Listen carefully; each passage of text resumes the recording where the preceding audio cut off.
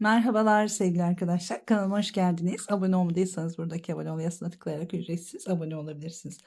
Evet, takipçilerin isteği üzerine modelin koltuk altı kesimini ve yaka kesimini göstereceğim. Bir önceki videoda burayı nasıl yaptığımızı görebilirsiniz. Videoyu linkini hemen açıklama bölümüne ekleyeceğim. Kanala girip videolara tıkladığınızda da sırasıyla görebilirsiniz. Şimdi ön için koltuk altı kesimine buradan başlayacağım. Şöyle ne kadar ördüm. Dediğim gibi modelin nasıl yapıldığını birinci bölümde izlemeniz gerekiyor. Şöyle 26 santim ördüm. Ütülenince biraz daha birkaç santim daha oynayacaktır. Bunu bir penyenize, bir bluzunuzu beğendiğiniz üzerinize olan öyle bir şey ölçerek de koltuk altına başlayabilirsiniz. Ya da vücudunuzu ölçerek başlayabilirsiniz. Şöyle yapıyoruz. Mantık aynı. Aynı deseni örüyoruz. Yalnız buralardan kesme yaparak şurada bir oyuntu oluşturacağız. Sonra birkaç sıra ördükten sonra yakayı keseceğiz. Şimdi şu sırada ben yapmaya başladım, bakın. Kenarı göstermeyin. Bir dolgu, bir boşluk, bir dolgu, 3 boşluk. Aynı şekilde bir dolgu, bir boşluk, bir dolgu, 3 boşluk. Bu sırada koltuk altını hem bu taraftan hem bu taraftan kesmeye başlayacağım. Kenarlarımızda 2 boşluk var. Bakın burada da 2 boşluğumuz var. Farklı bir sırada da yapabilirsiniz tabii ki, şimdi gösterdiğim teknikle. Şimdi şöyle 2 boşluğu yaptım. Buradan 2 boşluk ileriye bir tane zincir çekelim. İpimi taşıyorum. İsterseniz zincirin içinden doğru geçirin. İsterseniz boşluğa batarak ipi taşıyoruz. Şuradaki trabzanın üzerine kadar geliyoruz. Buraya kadar geldim. Şöyle 2 tane boşluğu kesmiş oldum. Bu tarafa gittiğimde aynı şekilde keserek devam edeceğiz. Şimdi 3 tane zincir çekiyoruz buraya.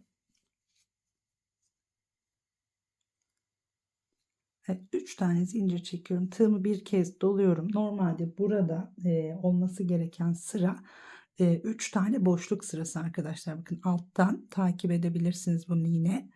Yine bunların ayrıntıları birinci videoda var. Mutlaka bu birinci videoyu izlemeniz lazım arkadaşlar. Şimdi alttan bakın 3 tane boşluk yapmam gereken yerdeyim. Ama boşluğun bir tanesini böyle 3 zincir çekiyorum. Buraya batıyorum. Yarım yapmış oluyorum. Bu şekilde kesmiş olduk. Şimdi 2 zincir, bir boşluk, 2 zincir, tekrar sondaki trabzana batıyorum.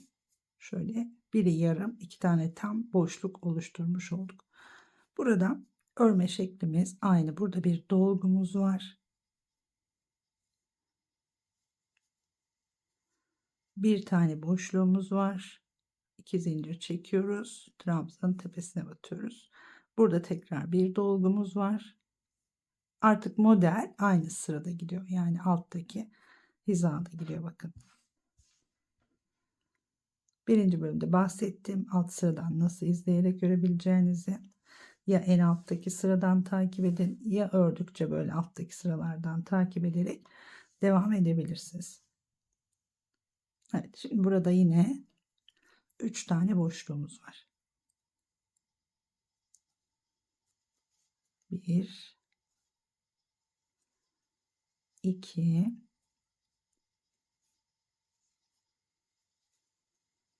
3. Şöyle kestik. Şimdi yine bir dolgu, bir boşluk yapıyoruz. Bir dolgu, 4 tane trabzan. 2 zincir çekiyoruz. Bir tane boşluk yapıyoruz. Tekrar buraya bir tane dolgu yapıyoruz. 2 tane boşluğa, birer tanesi de trabzanların tepesine. Tekrar 3 tane boşluk. Şimdi video uzamasın diye burada bırakıyorum. Buradaki sıranızı aynen takip ediyorsunuz. Sadece şu kenarda bu işlemi yaptık. Şimdi bu kenarda da tekrar keseceğiz. Buraya kadar geliyorum. Evet, bakın sona kadar geldim. Aynı şekilde örerek şimdi şu sonda 3 boşluğumuzun sırasına geldik. Birinci boşluğu, ikinci boşluğu yaptım. Üçüncü boşluğu yaparken tığımızı bir kez doluyoruz. Aynen burada yaptığımız gibi yarım boşluk diyelim buna. Buradaki trabzanın üzerine batıyorum. şöyle 2 defa da çıkıyorum. Buraya artık örmüyorum. Diğer tarafta ipi taşımıştık. Burada örmemize gerek yok. Hemen buradan tekrar şöyle 2 tane zincir, 3 çekelim burada. 3 tane zincir çekiyoruz. Tekrar dönüyoruz. Bir kez tığımı doladım. Şimdi şu ikisine değil, şuradaki trabzana batıyorum. Şuradaki trabzanın üzerine bir trabzan. Bir kez daha kesmiş oluyoruz bakın. Tekrar 2 zincir. Bir sonrakine geliyorum. Trabzanın üzerine bir boşluk. 2 zincir. Bir sonraki trabzanın üzerine geliyorum. Tekrar boşluk yapıyorum. Yine 3 tane boşluk yaptık. Bir tanesi yarım oldu. Aynı şekilde diğer tarafı da yapacağız. Şimdi burada bir tane dolgumuz var. Bir dolgu. 5 tane boşluk yapıyoruz. 2 zincir. Birinci boşluk. Tekrar 2 zincir. Her bir trabzanın üzerine batarak 5 tane boşluk oluşturuyoruz şimdi.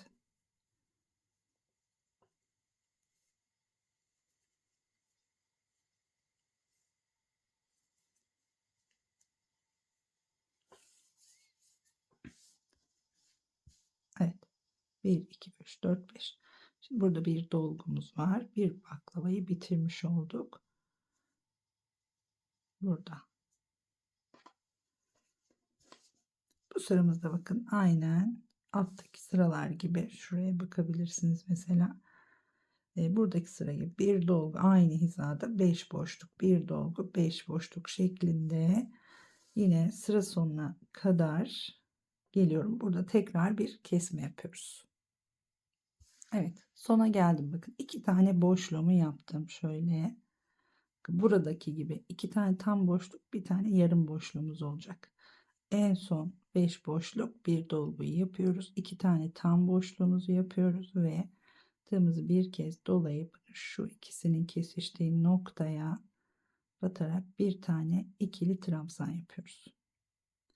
Buradan tekrar 1, 2, 3 tane zincir çekelim. Şimdi dönüyorum tekrar. Bir doladım. Şimdi hemen buradaki ilk trabzanın tepesine batıyorum. Yine bir tane şöyle ikili trabzan yapıyorum. 2 tane yan yana trabzan olmuş gibi olacak. Bir tane zincir çekiyorum. Bir zincir. Bakın bir sonraki trabzanın üzerine bir trabzan. Evet, buradaki kesme işlemimiz de bu şekilde. Bakın.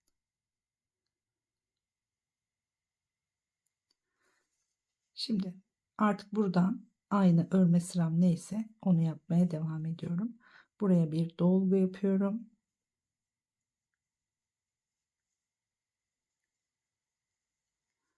2 tane zincir, bir tane boşluk. Tekrar buraya bir dolgu yapıyorum. 3 ve 4 tane trabzan yapmış olduk. Şimdi 3 tane boşluk yapıyoruz. 2 zincir, bir trabzan. Tekrar 2 zincir. İkinci boşluğu yaptık. 2 zincir ve üçüncü boşluk. Bir dolgu, bir boşluk, bir dolgu yapıyoruz şimdi tekrar.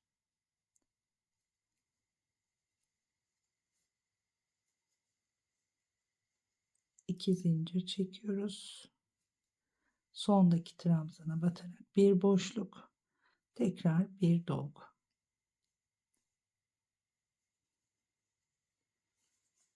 Evet. Bakın şöyle oyuntuyu vermiş olduk burada. Şimdi bu sıramızda yine aynı örme sırasıyla bakın alttan da takip edebilirsiniz.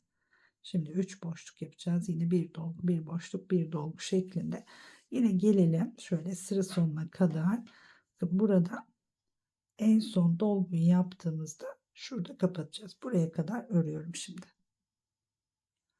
Evet, tekrar bakın sıra sonuna geldim. Şimdi şurada yaptığımız işlemin Aynısını tekrar edeceğiz. Burada da yine bir trabzan, bir boşluk, bir trabzana kadar yapıyorum. Bakın şöyle. Şimdi burada bir zincir çekiyorum. Tığımı bir kez doluyorum ve şuradaki trabzanın tepesine bir trabzan, hemen yanındaki aynı yere de batabilirsiniz. Burada fark etmez. Şöyle zincire doğru batıyorum. Bir trabzan daha yapıyorum. Bakın aynı iki tane ile zaten burayı başlamıştık. Burayı da böyle iki tane ile bitiriyoruz. Şurada küçük bir boşluğumuz olacak. Şimdi 1, 2, 3 tane zincir çektim tekrar. Burada 3 çekiyorum ki şurada böyle hani gerdirme olmasın diye. 3 tane tekrar zincir çekiyorum. Tığımı bir kez doladım. Buradaki şöyle ilk trabzana da batabiliriz. Evet şöyle ya da boşluğa batalım daha iyi olur. Boşluğa batıyorum. Bir trabzan yapıyorum. Buradaki trabzanın tepesine batıyorum. Bir trabzan daha yapıyorum. Bakın 3 tane trabzan yapmış oldum. Zincirle beraber 3 tane trabzan yapmış olduk buraya. Evet, şimdi 3 tane boşluk yapıyoruz. 2 zincir çektim. Sondaki trabzana geldim. Bir boşluk. Tekrar 2 zincir. İkinci boşluk. 2 zincir. Üçüncü boşluk. Bu şekilde dönmüş olduk. Evet. Şimdi bakın buraya bir dolgu, bir boşluk, bir dolgu, sonra 3 boşluk. Aynı sıramız devam ediyor. Aynı deseni devam ettiriyoruz. Buraya bir dolgu yapıyoruz. 2 tane zincir. Buraya bir tane trabzan. Tekrar buraya bir dolgu.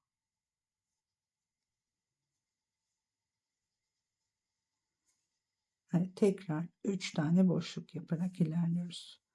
Yine bakın şöyle bir battaniye nedir? Baklava dilimini bitiriyoruz burada. Burada tekrar yeniden başlıyoruz. 3 tane boşluk yaparak 1, 3, 5, 3, 1 diye bitiyor zaten şu zincirler.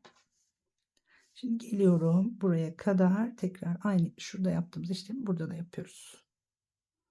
Evet, sıranın sonuna kadar geldim. Bakın 3 tane boşluğumu yaptım yine aynı hizada, aynı sıramı takip eden sırada 3 tane boşluğumu yapıyorum.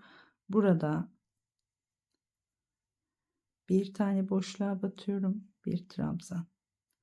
Bir tane de bu sondaki zincirin tepesine batıyorum. Bir trabzan daha yapıyorum. 3 tane trabzanla burayı da bitirmiş oluyoruz. Burada da 3 tane ile başlamıştık. Evet, tekrar 3 tane zincir dönüyoruz şimdi. Evet, burada hemen ikinci trabzanın üzerine yanındakine batarak yine bir tane trabzan, şöyle 2 trabzanla çıkmış olduk. Zincirle beraber 2 trabzan. Şimdi şuraya kadar 4 tane boşluk yapacağız. 2 zincir, şuradaki trabzanın üzerine atlıyorum. Birinci boşluk. 2 zincir, ikinci boşluk. 2 zincir, tekrar üçüncü boşluk, 2 zincir ve dördüncü boşluk.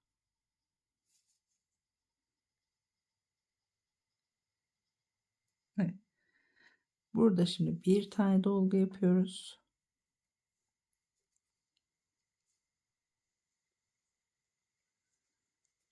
Şöyle buraya yakaya tekrar koltuk altına pardon tekrar bakalım. 2 trabzan yaptık zincirle beraber. Sonrasında 5 boşluk bir dolgu, 5 boşluk bir dolgu şeklinde ilerliyoruz sıra sonuna kadar. Birinci boşluğumuz 2 boşlukları sayıyorum bu arada. 3 4 5. Şimdi buraya bir tane dolgu.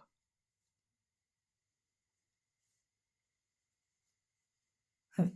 Yine 5 boşluk bir dolgu şeklinde ilerleyeceğiz.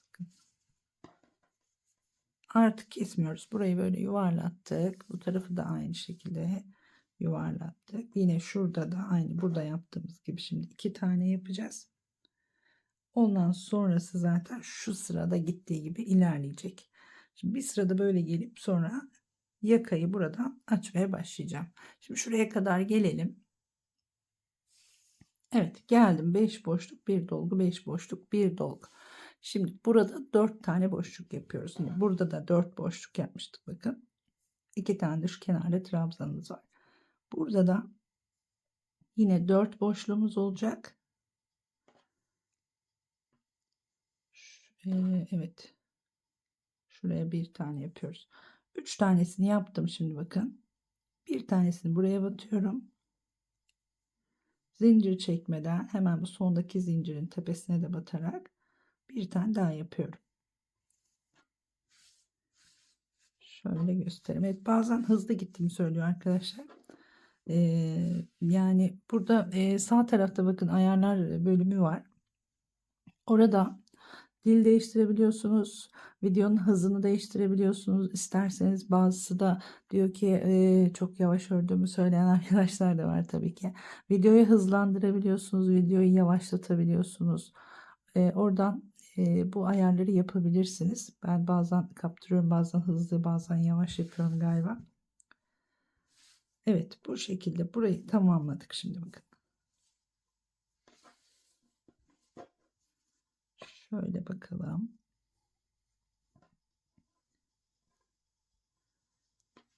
Dediğim gibi bu 38-40 beden uyumlu bir bluz olacak. İki tarafta gayet güzel duruyor. Kolsuz bir bluz olacak. Bu arada onu belirteyim hemen.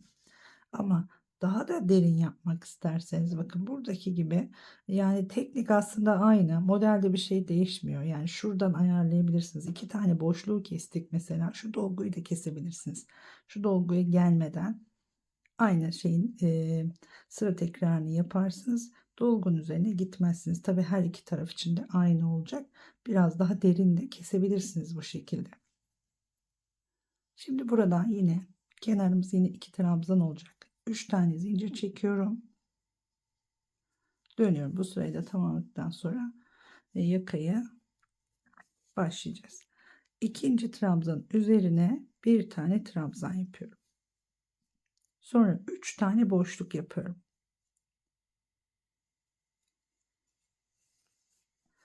Burada neden 3 tane boşluk yapıyorum'a takılmayın. Şu sıranın düzgün gitmesi lazım. Bakın bu sırada şimdi buraya bir dolgu yapacağız. Buraya bir boşluk, buraya bir dolgu yapacağız. Buraya bir dolgu yapmam için benim şurada 3 tane boşluk yapmam lazım. Şurada dolgu yapmıyorum. 2 zincir çekiyorum. İkinci boşluk ve üçüncü boşluk. Şimdi bakın buraya bir dolgu, yani 4 tane trabzanım olacak. 2 tane zincir ve buraya bir trabzan, bir boşluk. Tekrar buraya bir dolgu.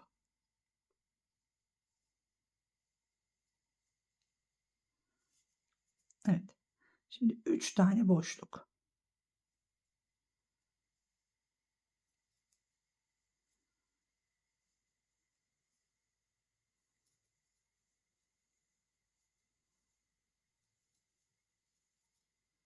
Tekrar bir dolgu.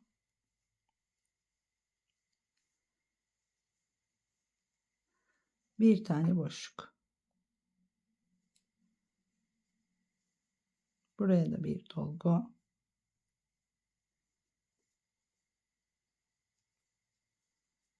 Ve tekrar 3 boşluk. Yine sıra tekrarımız aynı gidiyor. Bakın burada 3 boşluklu sıradayız. Şimdi kenar 3 boşluk denk geldi. Gelmeyebilir. Bunu mesela biraz daha içeriden kestiğinizde bu 3 boşluk gelmeyebilir. Ama sizin takip etmeniz gereken burayı keserken şu sıraların düzgün gitmesi. Evet, şimdi geliyorum buraya kadar. Evet, geldim şimdi bakın buraya da yine 3 tane boşlukla bitiriyorum.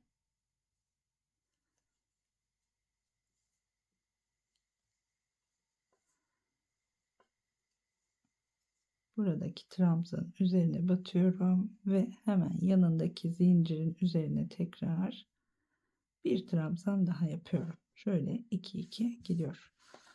Evet. Şimdi koltuk altını kesme işini burada bitireceğim. Yine şöyle bir kontrol edelim. Bakın.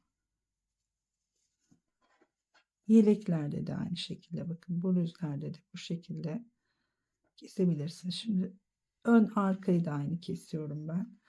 Yani arkayı da az kesmek isterseniz daha az da kesebilirsiniz. Bunu şöyle devam ettirebilirsiniz. Şimdi ön için gösteriyorum tabii bunu.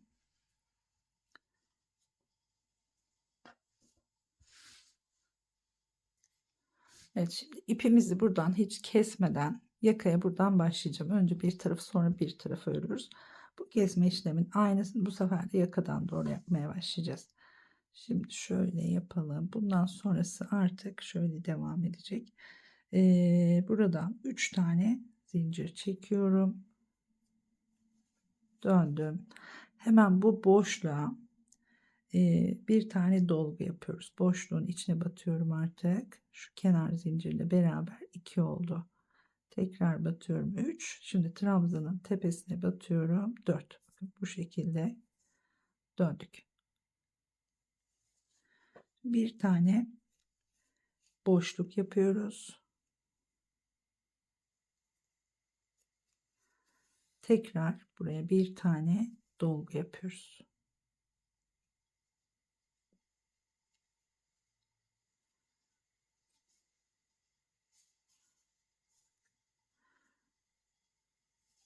Zaten şimdi şurada 3 tane boşluğumuz olacak. Yine 3 tane boşluğumuzu yapıyoruz. 2 zincir. Birinci boşluk. 2 zincir. İkinci boşluk. Tekrar 2 zincir. Ve üçüncü boşluğu yaptım. Şöyle göstererek devam edeyim burayı da. Evet, şimdi yine burada bir dolgu, bir boşluk, bir dolgu yapıyoruz.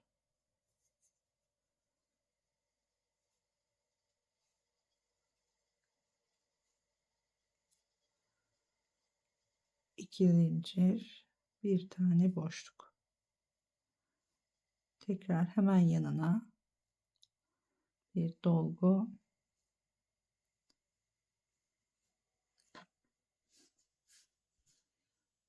Şu baklava dilimi kapanıyor. Burası açılıyor. Yine aynı desenimiz aynı devam ediyor. Evet. Şimdi bakın burada sırada 3 tane boşluğumuz var. Bu 3 boşluğu yaparken burayı nasıl yapacağız? Bir tanesini normal yapacağız. Örnek anlatayım. Anlatamadım. 2 zincir çekiyoruz. Geliyoruz buraya. Bir tane normal ikili trabzan yapıyoruz. Tekrar 2 zincir çekiyoruz. Tığımızı yine bir kez dolayıp buraya geliyoruz. Yalancı sık iğneydi sanırım. Evet, yalancı sık iğne. Üçünü birlikte çekiyoruz. Tekrar 2 zincir çekiyoruz. Sondaki trabzanın üzerine geliyoruz. Tığımızı dolamadan bir tane sık iğne yapıyoruz. Evet. 3 tane boşluğu bu şekilde yaptım. Şurada normal trabzan, şurada üçünü birden çektim. Burada tığ dolamadan direkt sık iğne yaptım. Şimdi buradan ipimizi bu zincirin üzerinden taşıyarak şuraya kadar normal yaptığımız trabzanın üzerine kadar getirmemiz gerekiyor. Dönüyorum. Bakın şuradaki zincirin üzerinden şuradaki trabzanın üzerine kadar zincirin içine batarak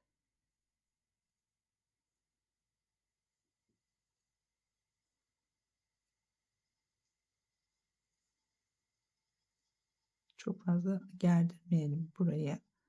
Evet, trabzanın üzerine kadar geldim bakın. Şimdi bu tarafa gitmiyorum artık. Burayı keseceğiz. Sonra tekrar buradan geleceğim.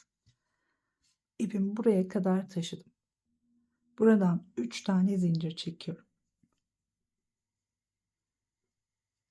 Evet, şimdi tığımı doladım. Hemen buradaki trabzanın üzerine bir tane trabzan, bakın. şöyle kesmiş olduk. Şimdi 2 zincir, bir tane normal boşluğumuzu yapıyoruz. Buraya bir tane dolgu yapıyoruz. Bakın burası yine aynı seyrinde devam ediyor.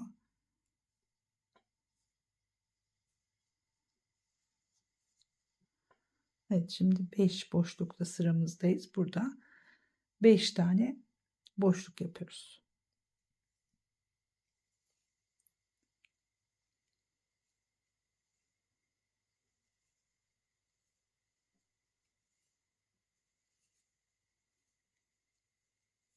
Üç oldu.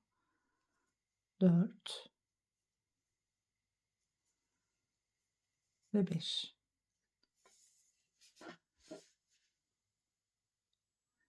Şimdi bir dolgu, bir boşluk yaparak bitiriyoruz. Buraya bir tane dolgumuz var. 3 ve 4. 2 zincir çekiyorum. Sondaki trabzanın zincirin üzerine batarak bir tane trabzan yapıyorum. Şimdi burada artık kesmemiz yok.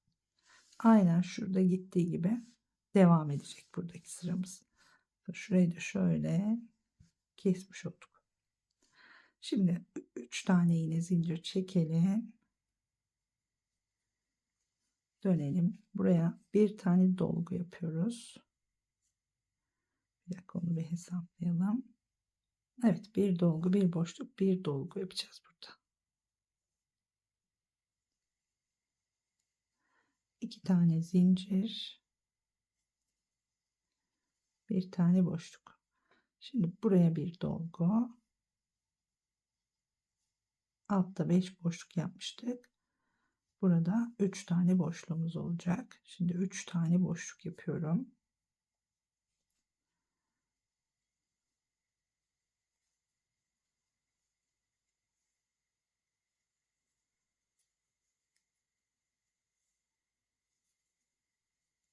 Evet, şöyle bir daha bakalım. Bir dolgu, bir boşluk, bir dolgu, 3 tane boşluk yaptık. Şimdi burada şöyle bir şey yapıyoruz.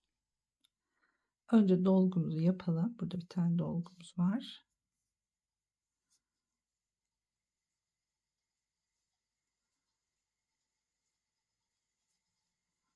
Evet, bakın buraya geldiğimde 2 tane zincir çekiyorum. Tığımı yine bir kez doluyorum. Sondaki trabzanın üzerine batarak yalancı sık iğne yapıyorum. Yani üçünü birlikte alıyorum. Sonra bakın şurası var önümde. Şurada 2 zincirim daha var. Buraya 2 tane boşluğa battım, sık iğne. Bir tane trabzanın üzerine batıyorum. Bir sık iğne. Bu şekilde sık iğne ile şuraya kadar geldim. Şu yatay yere değil, şu normal yaptığımız trabzanın üzerine kadar. Şimdi buradan ipimi tekrar şuraya kadar taşıyorum. Şu 2 zinciri çektiğimiz yere kadar. Buradan dönelim.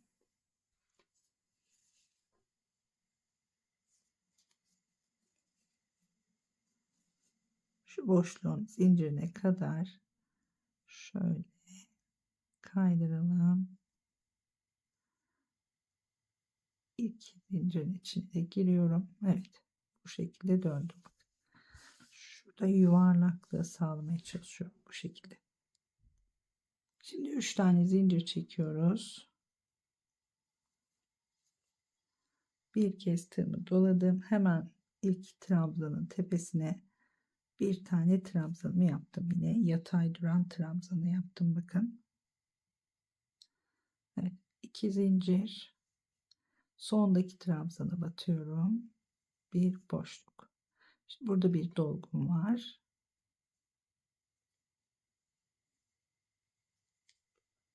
Pardon. Şöyle tekrar ettim. Bir dolgu, bir boşluk. Bakın şuradaki şu desenden kopmamaya çalışıyoruz burayı keserken. Burada illaki tabii ki farklı noktalar oluyor ama şu gidişatı bozmuyoruz.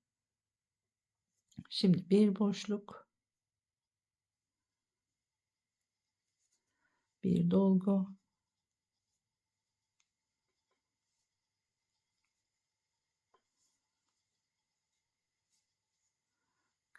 kenara geldim. Şimdi burada 3 tane boşluk yapmam lazım. Çünkü modelin gidişatı o. Bakın şu sıradan şöyle baktığınızda zaten aynı hizadan gittiğinizde bakın 3 tane boşluk var sırada.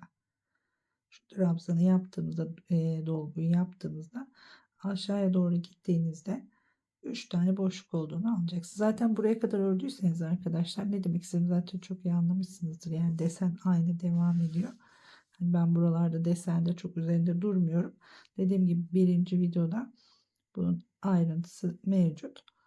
Şöyle inşallah güzel bir yakada çıkartacağız. 3 tane boşluk yaparak bu kenarı bitirdim. Şimdi dönüyoruz. 4 tane boşluk yapıyoruz. 1, 2, 3, 4, 5 zincirle dönüyorum.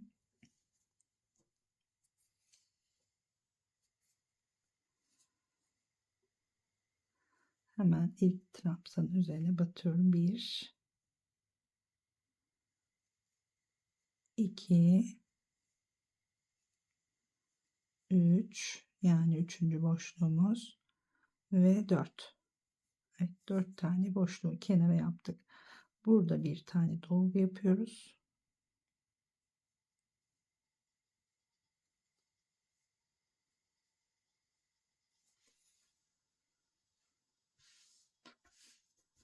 Yine bakalım şöyle. Şimdi bir tane de yanına boşluk yapıyoruz. Yine 2 zincir. Son trabzanın üzerine batıyorum. Bakın yine kesme yerine geldim şimdi.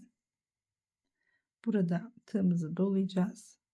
Şu iki, burada zincir, burada trabzan var. İkisini kesiştiği noktaya batıyorum. Bir tane ikili trabzan yapıyorum.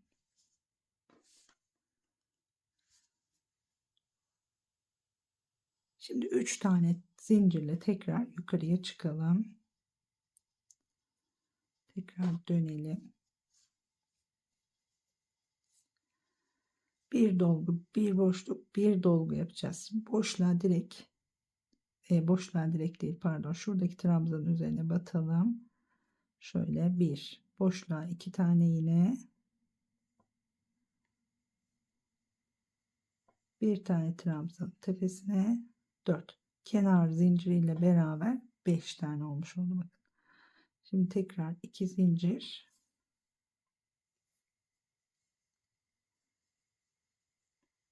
bir boşluk yaptık. Tekrar buraya bir tane dolgu yapıyoruz.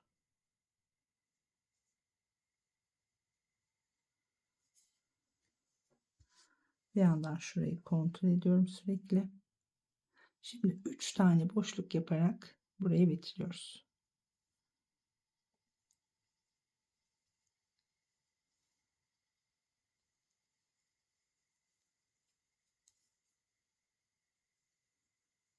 Şöyle zincirin üzerine batıyorum. 3 tane boşlukla bitirdim.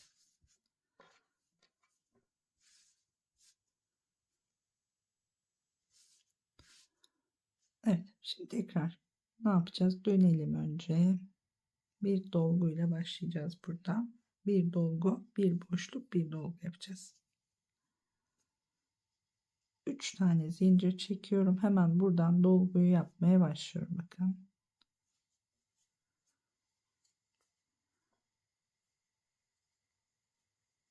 Üç ve 4.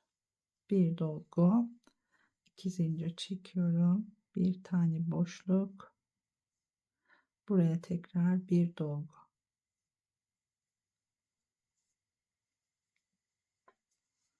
Evet. Bakın şu desenimiz de yine düzgün gidiyor burada.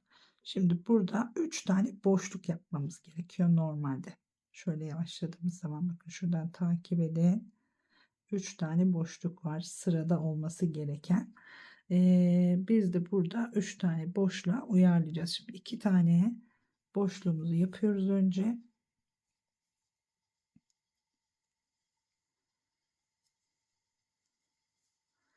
Tekrar 2 zincir çekiyorum. Buradaki trabzanın üstüne batıyorum. Şimdi tığımı doladım. Şu sondaki 2 trabzana önce birine şöyle tığda bırakıyorum burada. Sonra hemen zincirin üzerine biraz uzun çekerek üçünü birlikte topluyorum. Evet. Bu şekilde. Tekrar 3 tane zincir çekerek çıkalım şimdi.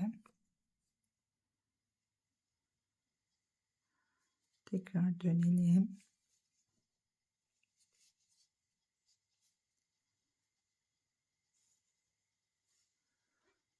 Yine burada 3 tane boşluk yapacağız. 3 boşluk, bir dolgu, bir boşlukla bitireceğiz. Şöyle yapıyoruz. 3 zincirimi çektim. Burada yine hemen dibine batıyorum yanına. Kenarı burada da şöyle 2 trabzan 2 trabzan şeklinde getirdim. Şimdi 2 zincir sıradaki trabzana batıyorum. Birinci boşluğumuz. 2 zincir bir sonrakine batıyorum. 2 zincir sondaki trabzana batıyorum. Buraya bir tane dolgu yapıyorum.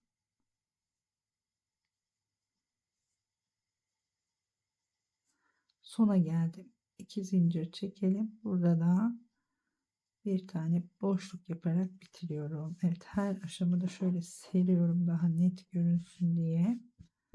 Bakın yine buradaki desenin şekli bozulmuyor bu şekilde çıktığımızda.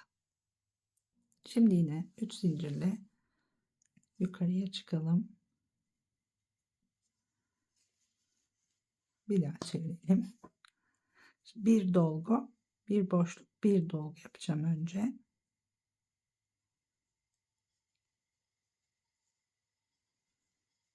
Bir dolgu, 2 zincir. Tekrar böyle boşluğu oluşturuyoruz. Buraya bir tane daha dolgu yapıyoruz. Evet. Şimdi burada bir tane normal boşluk yapacağız. Bir tanesini yine küçülterek yapacağız. Hemen 2 zincir çekiyorum. Trabzanın üzerine batıyorum. Burada da bir zincir çekiyorum. Tığımı doladım. Buraya 2 tane trabzan yapıyorum. Bir tane tam yuvanın üzerine batarak, bir tane de sondaki şu zincirin üzerine batarak. Evet, bu şekilde. Buradan şöyle yaparsak sanki daha güzel olacak gibi geldi. Bir zincir çektim. Yine aynı yerlere batıyorum fakat birlikte toplayalım. Evet. Aynı yerlere batalım. 2 ilmek çektim yine. Üçünü birlikte toplayalım. Sanki böyle daha güzel duruyor. Evet, bence daha güzel duruyor. Şimdi yine 3 tane zincir çekelim. Bir tanesini çekmiştim zaten. Tekrar dönüyorum. Şu bir zincir çektiğimiz boşluğa herhangi bir işlem yapmıyoruz. Geliyoruz buradaki önce trabzanın tepesine batıyorum. Bir tane dolgu yapacağız. 2 tane boşluğa bir tane trabzanın tepesine bakın. Şimdi 3 tane boşluk yaparak bitiriyorum. Sıra sonuna geliyorum.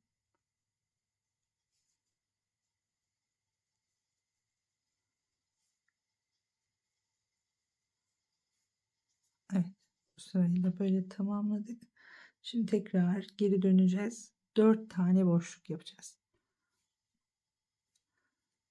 1, 2, 3, 4, 5 tane zincir çekelim. 1, 2, 3 tane boşluk oldu. Burada trabzan tepesine batıyorum. 4. Evet, şimdi burada şu boşluğa batarak, bakın buradaki boşluğa batarak 2 tane daha trabzan yapıyorum. Şuradakiyle 3 tane görünüyor.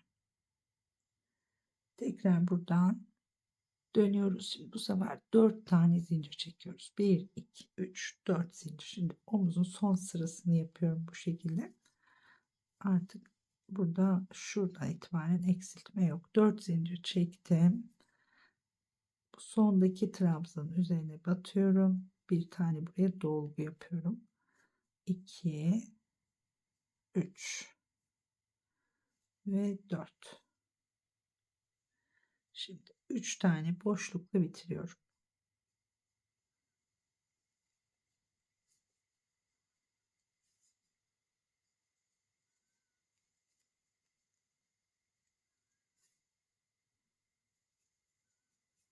Evet, bir tane zincir çekelim. Şimdi burası benim son sıram. Ama tabii bedene göre, her şeye göre değişebilir bu. Burayı daha 2 sıra daha uzatabilirsiniz. Sadece trabzan yaparak kapatabilirsiniz. Sadece boşluk yaparak kapatabilirsiniz. İlla desen gitmenize de gerek yok. Ama bakın şu açıklık ve omuz hizası, şurada koltuk altımız. Ne kadar oldu? Şurayı ölçelim. Çünkü burada bitireceğim ben.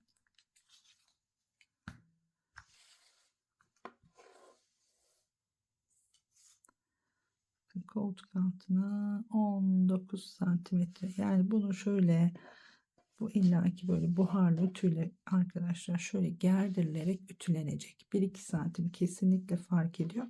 O yüzden bu ölçüyü baz almayın. 1-2 santim farklı düşünün. Bu bile 19,5-20 santim diyebiliriz. Evet, şimdi ipimizi buradan keselim.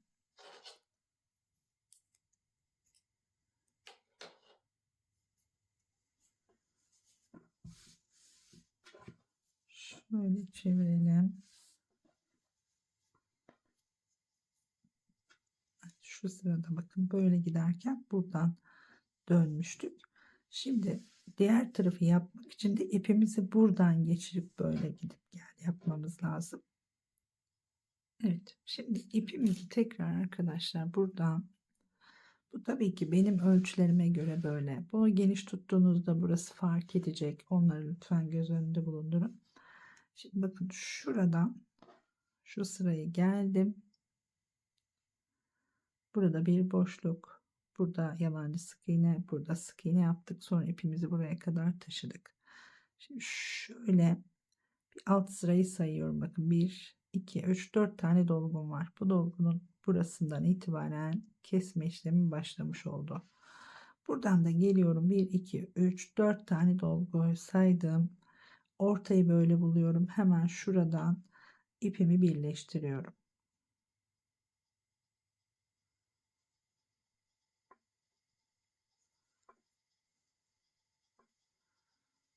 Evet, 1, 2 tane zincir çektim bakın.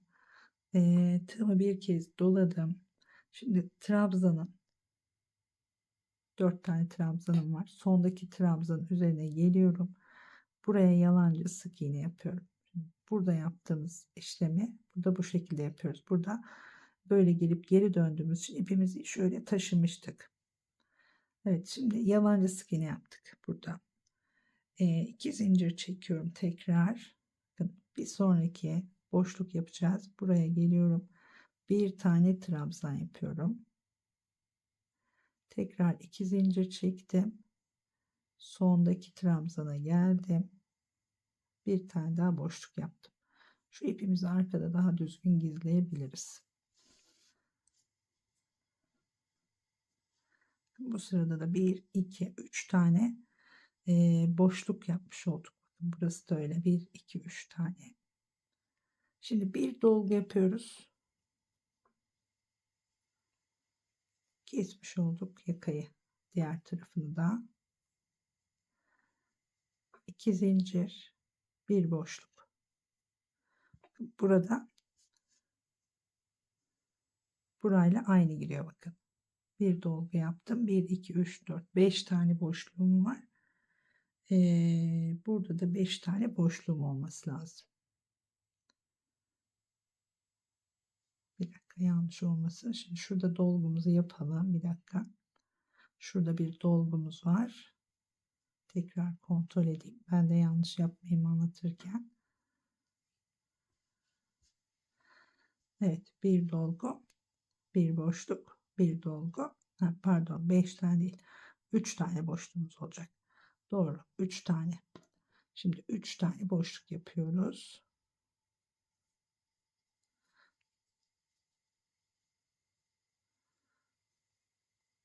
2 tane zincir çekiyoruz. İkinci boşluk. 2 tane zincir ve üçüncü boşluk. Bakın. Sonra bir dolgu, bir boşluk, bir dolguyla bitirmişiz. Burada yine bir dolgu,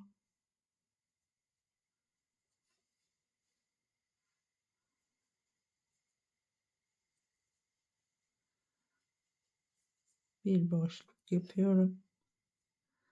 Buraya yine bir tane dolguyla bitiriyorum. Şurada 2 trabzanım vardı. Bakalım burada. Evet, 4 tane trabzanla bitirmişim.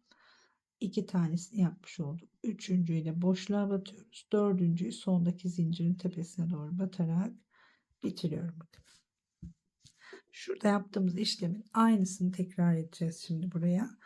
Bu sırayı bitirdik. Buradan da bakabilirsiniz. Bir boşluk ve bir dolguyla dönmüşüz. 5 tane zincir çekiyorum.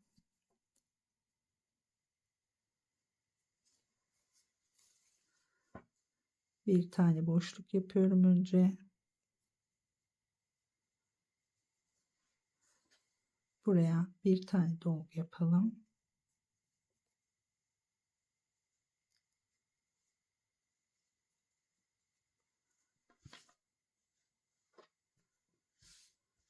Evet, bakın bu sıradayım şimdi. Boşlukla döndük. Bir dolgu yaptık. Şimdi 1, 2, 3, 4, 5 tane boşluğumuz var. Yine 5 tane boşluk yapıyoruz. 2 omzunda aynı olması lazım. Zaten yani aynı giden sıralar. Özellikle bunun için bir şey yapmıyoruz yani. Daha kolay olsun diye şimdi yan tarafa bakarak söylüyorum. Bu alta bakarak da anlayabilirsiniz. Evet, 3 boşluk oldu. 4, 5. Evet. 5. boşluğumuzu da yaptık. Şimdi ne yapmışız? Yine burada bir dolgu var, bir tam boşluk var, bir de yarım boşluk. Önce dolgumuzu yapalım.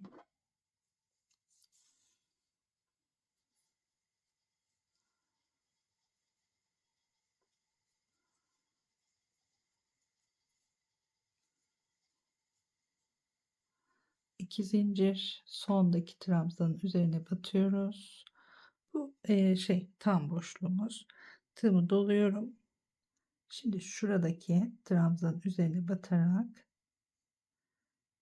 ikili trabzan yaparak çıktım.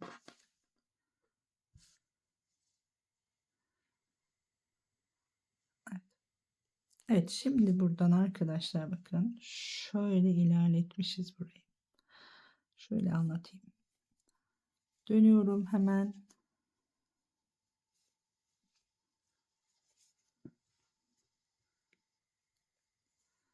Şu boşluğa sık iğne yaparak buraya kadar geliyoruz. Hemen önce dibine batalım. 2 tane boşluğa batalım. İlerletiyorum buradan. 2 tane sık iğne yaptım. Şimdi bir kez doluyorum. Buradaki trabzanın üzerine yalancı sık iğne yapıyorum. Burada yine 2 zincir çekelim. Şöyle tığımı doladım. Sondaki trabzanın üzerine geliyorum. Bir tane trabzan yapıyorum. Şimdi buraya bir dolgu.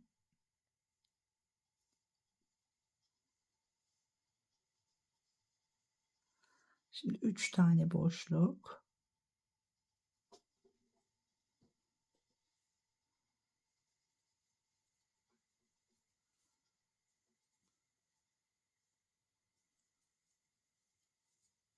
Tekrar bir dolgu yapıyoruz.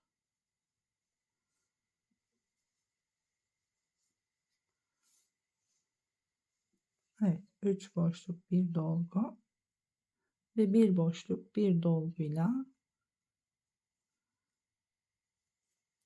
burayı bitiriyorum. Sondaki boşluğa bir tane dolgu yapıyorum. 1 2 3 4 5 tane yine zincirimizi çekelim. Bakın şöyle yine bakalım buraya.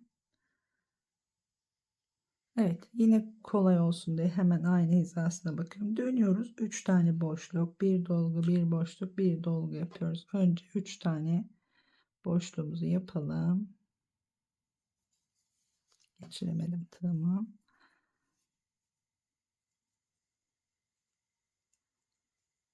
3 tane boşluk.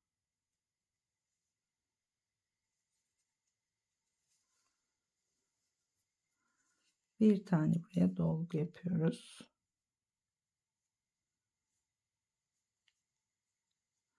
Şimdi 2 zincir, bir boşluk, tekrar buraya bir dolgu.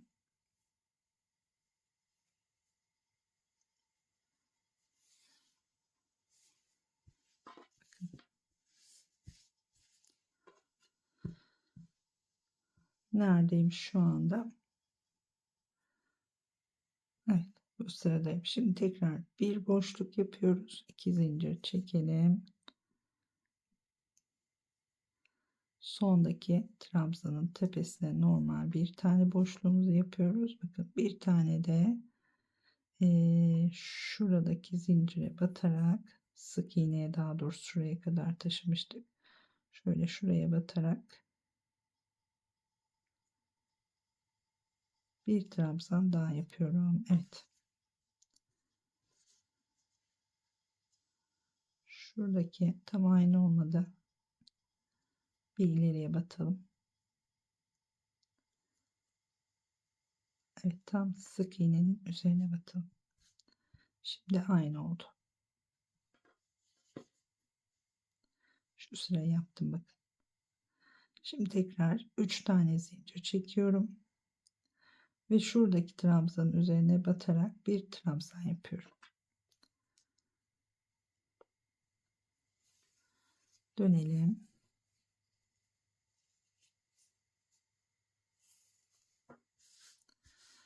Evet, tekrar ben de kontrol ediyorum. Evet, şuradaki trabzanın üzerine batarak dolgunun, yani ilk trabzana batarak bir trabzan yapıyoruz. Sonra 2 zincir çekiyoruz. Bir tane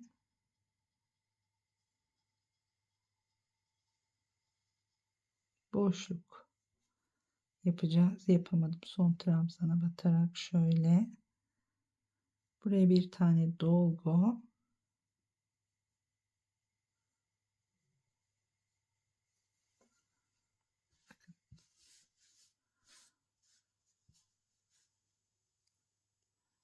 evet, şu yuvarlaklığı kontrol etmeye çalışıyorum bir yandan da arkadaşlar. Şimdi dolgu yaptık. Burada 1 2 3 4 mü? 1 2 3 4, evet, 4 tane boşlukla bitiriyoruz. Bu sırayı bitiriyoruz.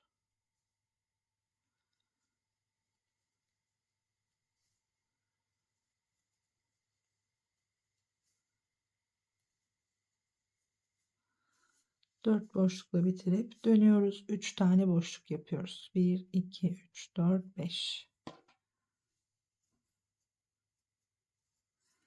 Şimdi 3 tane boşluk yapalım.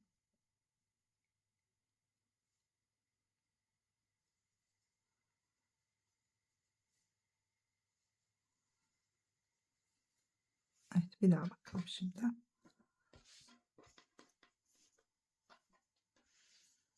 3 tane boşluk, bir dolgu, bir boşluk, bir dolgu. Yine aynı şekilde bitirelim.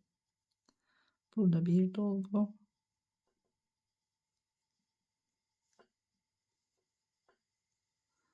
2 zincir çektim. Burada bir tane boşluk yapıyorum. Şimdi bu boşluğu yaptıktan sonra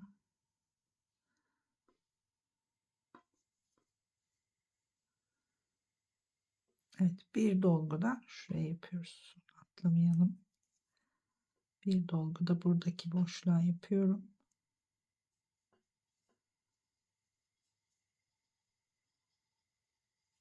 Şunu trabzanın tepesine atalım. Bir tane daha buradaki zincire batarak bir trabzan daha yapıyorum. Bunu üçlü yaptım. Evet. Şimdi 3 zincir çekiyorum. Tekrar dönüyorum arkadaşlar. Dönelim. Hemen yanındakine bir tane trabzan yapıyorum.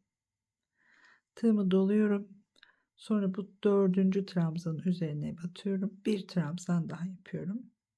Şimdi 2 zincir, 2 tane boşluk. Evet. Tekrar 2 zincir. Buraya bir tane dolgu yapıyoruz.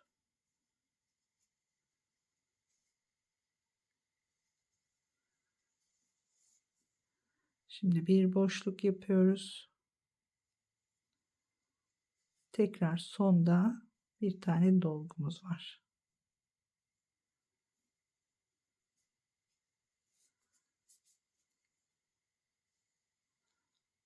Şimdi yine 5 tane zincirle geri dönelim ve 3 tane boşluk yapalım. Birinci boşluk, ikinci boşluk, üçüncü boşluk. Burada bir tane dolgu yapıyoruz.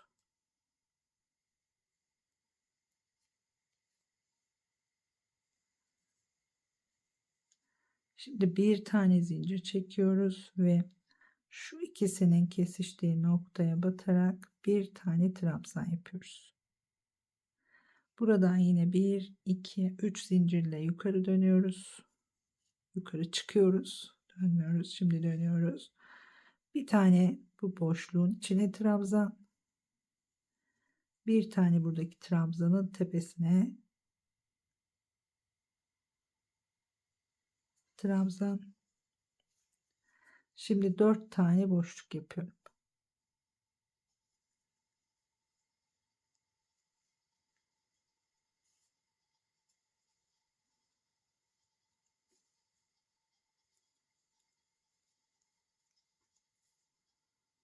Burada da zincirin içine batıyorum.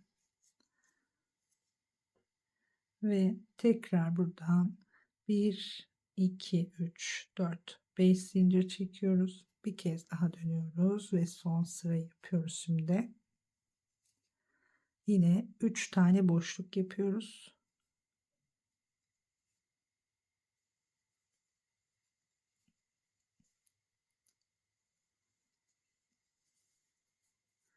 Burada bir tane dolgu.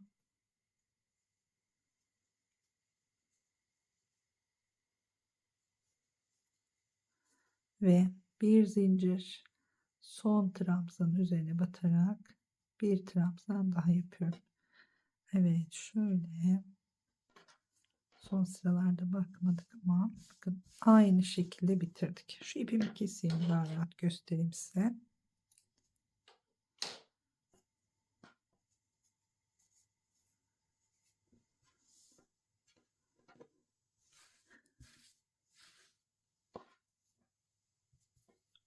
Bunları gizleyeceğiz. Evet, yaka oyuntumuz ve omuzlarımız bu şekilde arkadaşlar.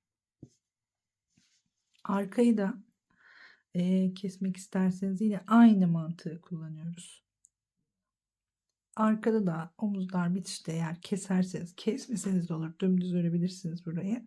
Yani şuradaki kesme işlemini biraz daha geniş açıp 2 tane kesme de bitirebilirsiniz ya da 2 sıra 3 sıra keserek geniş bırakarak şu omuzları aynı şekilde bitirebilirsiniz arkadaşlar. Evet,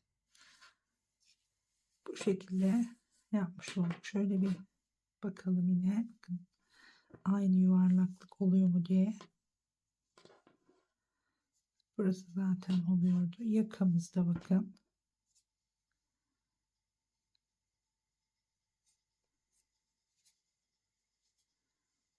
Evet, aynı şekilde kesmiş olduk. Bu şekilde arkadaşlar, umarım beğenmişsinizdir. Umarım güzel anlatabilmişimdir daha doğrusu.